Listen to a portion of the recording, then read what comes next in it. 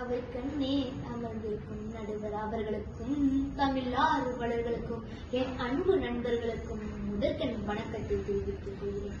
கல் தோன்றிய மண் தோன்றா காலத்தில் முன் தோன்றிய மூத்த மொழி இன்று போற்றப்படும் நமது அன்னை தமிழ் மொழியின் பெருமைகளை பேச இன்று உங்கள் முன் வீற்றிருக்கிறேன். உலகில் 6000க்கும் மேற்பட்ட மொழிகள் பேசப்பட்டாலும் ஒரு சில மொழிக்கு செம்மொழி என்ற சிறப்பு உண்டு.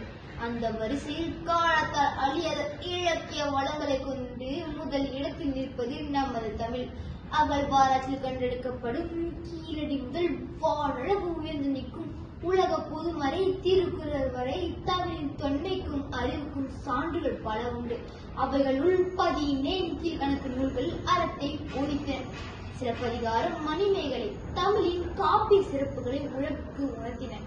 கம்பராமாயணமும் வில்லி பாரதமும் தமிழின் கற்பனை திறனை வெளிப்படுத்தின. பாரதியார் சொன்னது போல யாமறிந்த மொழிகளிலே தமிழ் மொழி போல் இனிதாவது எங்கும் காணும்.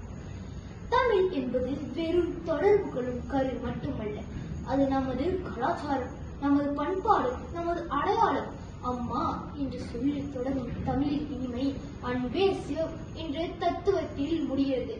இன்றைய நவீன உலகில் கணினி மொழியாகவும் விண்வெளி ஆய்வு வரை பயன்படுத்தப்படும் அறிவியல் மொழியாகவும் தமிழ் படர்ந்து வருகிறது.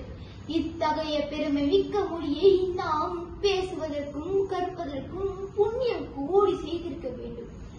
தமிழ் என் உயிர் என்று வாழ்ந்த பாவேந்தர் பாரதிதாசன் வரிகளுக்கு ஏற்ப தமிழை போற்றுவோம், தமிழால் உயர்வோம். வாழ்க நிரந்தரம், வாழ்க தமிழ் மொழி, வாழிய வாழியவே. நன்றி, வணக்கம்.